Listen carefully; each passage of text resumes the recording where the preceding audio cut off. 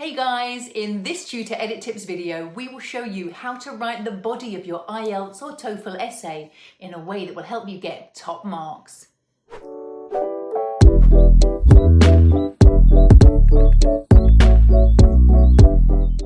The IELTS and TOEFL exams both ask you to write an essay as part of your assessments.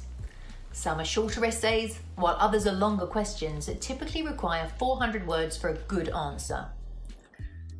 The shorter questions usually ask you to summarise a diagram, text or audio clip. The longer task, which we'll focus on here, will be more of a discussion. So, here are our key tips that will ensure you effectively answer the question. Now, firstly, you will have to identify the type of question that you're being asked. Remember, there are several types of questions that can come up.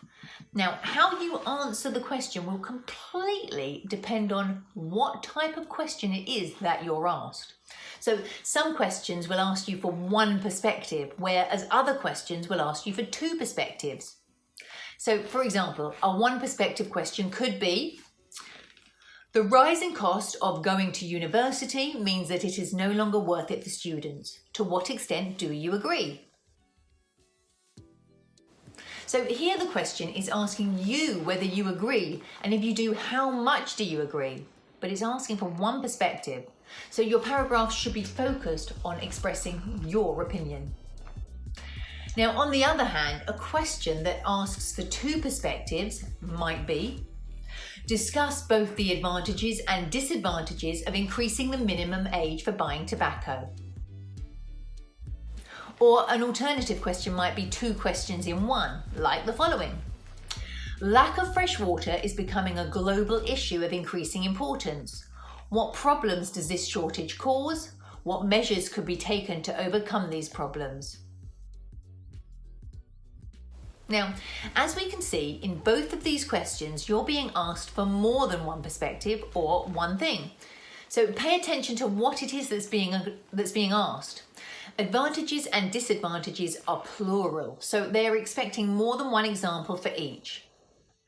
Your essay should address each part of the question in a separate paragraph. 2.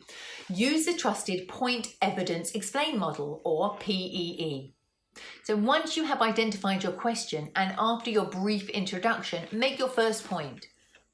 Because you won't have access to outside resources, you'll need to provide some logical arguments to back up your point. Following that, provide some further explanation that will help the reader better appreciate your point. So, for example, one of the key advantages of increasing the minimum age for buying cigarettes is that it reduces the accessibility of cigarettes to young people. The likelihood of a person becoming addicted to cigarettes is much higher if they have started smoking from a young age. It is also less likely that somebody will develop the habit of smoking at an older age. This suggests that increasing the minimum age will help push young people away from potential addiction. Okay, so remember, it isn't important that you have a wide knowledge on the subject, okay? In the exam, all sorts of questions and topics will come up. And what is very important is that you can show the marker that you have applied your logic to put forward a well thought out argument or discussion. Again, I must emphasize that if the question is asking you for advantages and disadvantages, discuss both sides. If you're asked for more than one thing, address both questions. These are all avoidable mistakes. 3. Daily writing. The final tip is to make sure you practice all the types of questions and practice regularly. Your writing can't improve by reading model answers or by watching a video like this one. It will only improve by regular practice so that you can experience answering all the types of questions. What will be even better is if you time yourself and put yourself in exam conditions. This way, you'll develop in a way that addresses the exam. One of the ways we recommend practicing is by scheduling half an hour a day for your writing. This could be in the morning, afternoon or evening.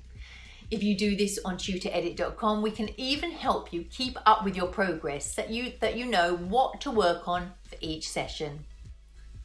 The body of your essay is where you will display most of your writing skills, so make sure you work on it so that you can get a top mark.